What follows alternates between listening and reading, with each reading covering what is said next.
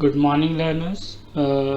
जैसा कि आप जानते हैं, आजकल के इस भाग-दौड़ भरी ज़िंदगी में सब कुछ इंस्टेंट चाहिए होता है। बच्चों को भी बड़ी जल्दी होती है कि सब कुछ फटाक से हम याद कर लें।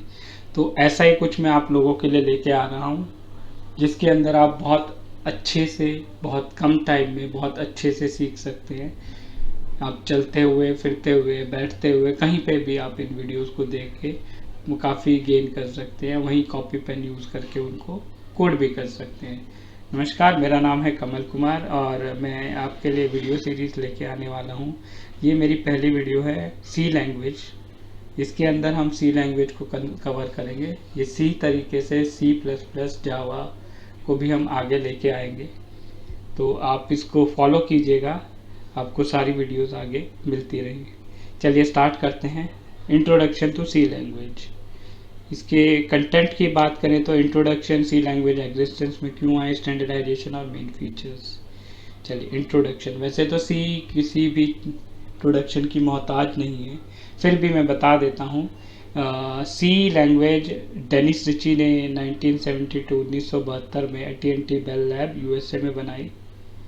सी जो है एक हाई लेवल लैंग्वेज और स्ट्रक्चर्ड प्रोग्रामिंग लैंग्वेज है। अब यहाँ पे हाई लेवल लैंग्वेज की टर्म्स में बात करें तो दो तरीके की लैंग्वेज होती है, एक हाई लेवल लैंग्वेज, एक low level language. Low level language जो डायरेक्ट हार्डवेयर से इंटरेक्ट करती है, तो जिसको हम हार्डवेयर इंटरफेसिंग के लिए काम करते हैं, जैसे ड्राइवर्स हो गए, आपके कंपाइलर्स हो गए, तो हार्डवेयर से। तो ऐसे ही अब और हाई लेवल लैंग्वेज जो सॉफ्टवेयर हम बनाते हैं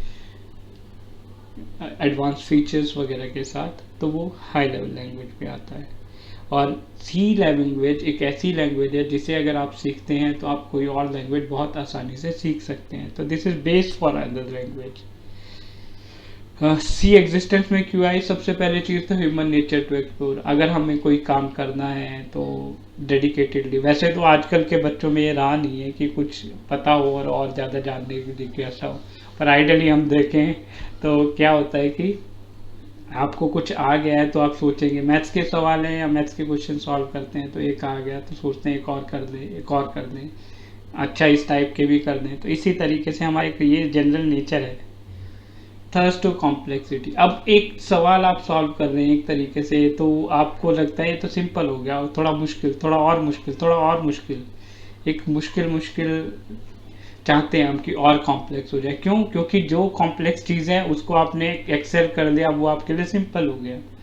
तो दिस इज थर्स्ट, जो हम ह्यूमन जनरल ह्यूमन नेचर ही है। और नीड टू मूव फॉरवर्ड। अब एक पॉइंट पे जब हम सब कुछ एक्सेल कर देते तो अब हमें चाहिए कि अब इससे आगे क्या, तब हमें कुछ और चाहिए होता है। तो यही, जैसे बी लैंग्वेज था दैट वाज नॉट सफिशिएंट, तो उसके बाद आया सी लैंग्वेज। इसी तरीके से सी से आगे आया सी प्लस प्लस, और फिर आगे बहुत सारी लैंग्वेज है। ठीक है, तो this is need to move forward. चलिए स्टैंडर्डाइजेशन। सबसे पहले स्टैंडर्डाइजेशन की बात कर ले। स्टैंडर्डाइजेशन एक्चुअली होता क्या है? स्टैंडर्डाइजेशन होता है कि एक चीज़, लाइक कोई भी चीज़, जैसे हम एक एग्जांपल लेते हैं कीबोर्ड का। जब कीबोर्ड बने थे तो यूएस अपना, चाइना अपना, इंडिया अपना, हर जगह अपने अपने बन रहे थे। लेकिन जब वो इंडिया का पर्सन अगर यूएस जाके काम करेगा और वो दोनों कंपैटिबिलिटी नहीं बनेगी, तो काम कैसे कर पाएगा? It will become very very difficult कि वो यहाँ का इंडिया का पर्सन यूएस में जाके काम करे, यूएस वाला इंडिया में आके काम करे। तो ऐसी चीज़ों को यूनिफॉर्म बनाने के लिए, जो हम चीज़ें सीख चुके हैं उसे बार बार ना सीखना पड़े, तो उसको अवॉइड करने के लिए, ऐसी कन्फ्यूजन्स को अवॉइड करने के लिए स्टैंडर्डाइजेशन की बहुत ज़रूरत है और बहुत बड़ा रोल भी है। इसीलिए स्टैंडर्डाइज किया गया। जैसे ए का sky code, that is standardize, this is standardize code है जो 65 है, जो ऑल ओवर वर्ल्ड कोई भी कीबोर्ड मैन्युफैक्चरर बनाएगा तो ए का जो स्काई कोड वो 65 ही रखेगा। क्यूआरटी कीबोर्ड, तो हर एक keyboard all over the world generally KWERTY, जो आप टॉप लेफ्ट कॉर्नर पे देखेंगे, तो ऐसी सारी कीज का जो अरेंजमेंट है वो ऐसा ही होता है। This is standardization. ऐसे सी के अंदर भी स्टैंडर्डाइजेशन है, क्योंकि ये ऑल ओवर वर्ल्ड यूज हो रही है, तो इसकी टिक जो भी टर्म्स हैं, जो भी इसके अंदर कीवर्ड्स हैं, जो भी जिस तरीके से भी ये यूज़ हो रहा है, उन सब चीज़ों को स्टैंडर्डाइज किया गया। इनिशियली सी का जो वर्जन था, जो फर्स्ट सी, अगर फर्स्ट पॉइंट पर देखें 72, दिस वाज रॉ वर्जन जो डेनिस रिची ने बनाया। फिर डेनिस रिची और उनके एक फ्रेंड ने 1978 में उसका एक और वर्जन बनाया, that was also not as per a global standard but it is. Then 1989 में ANSI American national standard institute ने स्टैंडर्डाइज्ड सी ANSI सी लॉन्च किया, that was standard all across. तो ऑल अक्रॉस यूज़ हुआ, उसके बाद उसकी एक नई मॉडिफिकेशन आई 99 में, फिर 2011 में, फिर 2018 में। पर 2018 में मैंने लिखा नहीं है क्योंकि 2018 में 2011 वाली कमियों को दूर करके यूज़ किया गया, बताया गया। तो 2018 वाला वर्जन ही हम अब यूज़ कर रहे हैं। फिर एक एम्बेडेड सी 2008 में जो आई थी बेसिकली। देन मेन फीचर्स, ये बहुत इंपॉर्टेंट पॉइंट है। मेन फीचर्स क्या है बेसिकली? सिंपल। कोई भी लैंग्वेज है, अगर वो सिंपल नहीं होगी तो आप उसे सीखने में बहुत हिचकोगे। तो दिस इज़ वेरी सिंपल। जो भी इसके टर्म्स हैं, उस जनरल इंग्लिश में जो टर्म्स हैं वही है। जैसे प्रिंट करने के लिए प्रिंट एफ, रीड करने के लिए स्कैन एफ, स्कैन कर रहे हैं, इनपुट दे रहे हैं। इसी तरीके से हम ऐसी टर्म्स को यूज़ किया गया है। देन पोर्टेबल कह लीजिए, मशीन इंडिपेंडेंस कह लीजिए। बेसिकली यहाँ पे मशीन इंडिपेंडेंस आती है, इंटरनली थोड़ी बहुत रह जाता है, लेकिन ये लैंग्वेज जो है मशीन इंडिपेंडेंट है। तो आप एक जगह अपना कोड एग्जीक्यूट कर रहे हैं, अपनी जो फाइल्स ले रहे हैं उनको कहीं और ले जाके यूज़ कर सकते हैं, एग्जीक्यूट कर सकते हैं, बहुत आराम से हो जाता है। ठीक है, तो दिस इज़ पोर्टेबल लैंग्वेज। ठीक है, फिर दूसरा है पोर्टेबल में एक और चीज़ ध्यान रखना कि पोर्टेबल या मशीन इंडिपेंडेंस में जब भी हम बात करेंगे, it is always based on hardware, कि आप कौन सा चिप यूज़ कर रहे हैं। लाइक P4 है, P3 है, P2 है, अगर पेंटियम की बात करें, या मैक का अपनी कॉन्फ़िगरेशन रहती है अगर, ठीक है, या कोई और मैन्युफैक्चरर है, बहुत सारे मैन्युफैक्चरर हैं, बहुत तरीके के मैन्युफैक्चरर हैं, तो सबका हार्डवेयर आर्किटेक्चर अलग अलग होता है। तो वो हर एक हार्डवेयर आर्किटेक्चर से इंडिपेंडेंट है। ठीक है, दूसरा है प्लेटफॉर्म इंडिपेंडेंस। प्लेटफॉर्म इंडिपेंडेंस यहाँ पे जो कहा गया है, that is operating system.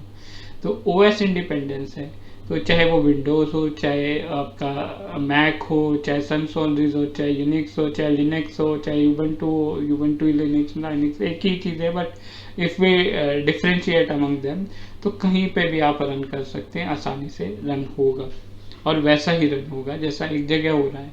Almost similar सा ही इंटरफेस आपको मिलेगा, सिमिलर सा ही परफॉर्मेंस आपको मिलेगा। देन स्पीड अगर उस पुराने ज़माने की लैंग्वेजेस की टर्म में बात करें तो उस दौरान स्पीड बहुत स्लो होती थी प्रोसेसिंग की। अब अगर सी की बात करें तो सी कंपेयर करें तो बहुत फास्ट है एज़ कम्पेयर टू दैट, और आज के टाइम में भी अगर हम कंपेयर करें तो बहुत फास्ट है।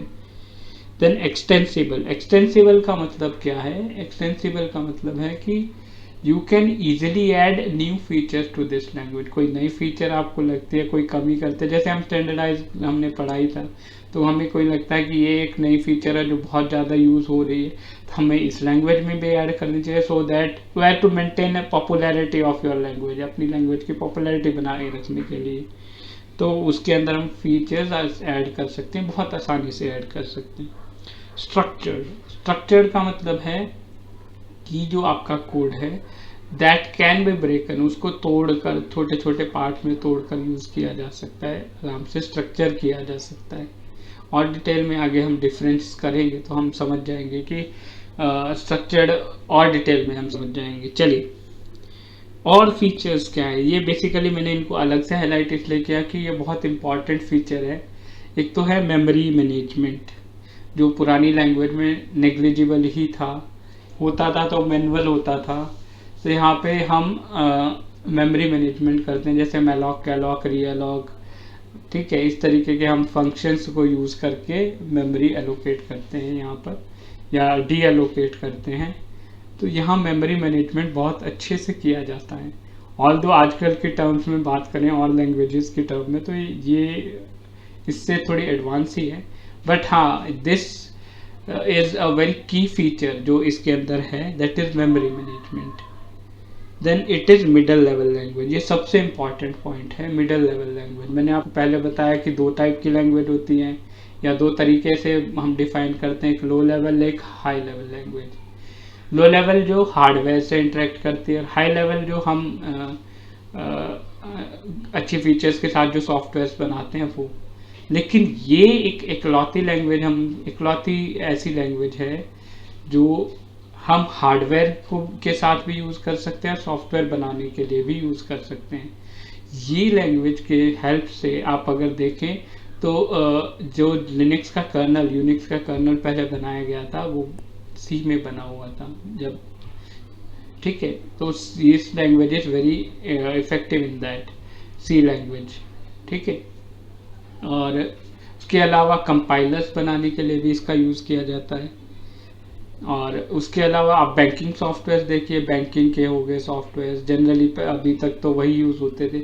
अब थोड़े और एडवांस सॉफ्टवेयर यूज़ होते हैं, या विजुअल लैंग्वेजेस यूज़ करके हम करते हैं। तो बैंकिंग के जितने सॉफ्टवेयर होते थे, एजुकेशन के, एयरलाइंस के, हर जगह सॉफ्टवेयर्स में इनको यूज़ किया जाता था।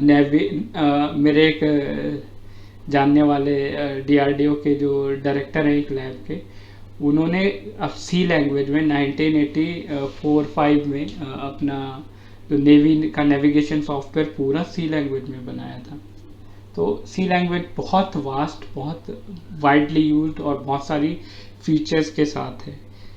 ओके, चलिए, देन दिस इज बेसिक्स। इतना आपको एटलीस्ट पता होना चाहिए, और आगे हम और डिटेल में और चीज़ें करेंगे। तो क्वेरीज हैं तो आप कमेंट्स में लिखिएगा, और लाइक सब्सक्राइब कीजिएगा जिन स्टूडेंट्स को भी ज़रूरत है ये चीज़ सीखने की बहुत आसान तरीके से, या जिनको कम, मतलब मैं किसी को ये नहीं कहना चाहता कि यहाँ ऐसा, पर जिनको थोड़ा कम समझ में आता हो या बहुत देर में समझ में आता हो, एक बार देखें, अब उन्हें बहुत आसानी से बहुत जल्दी समझ में आएगा। चलिए, थैंक यू।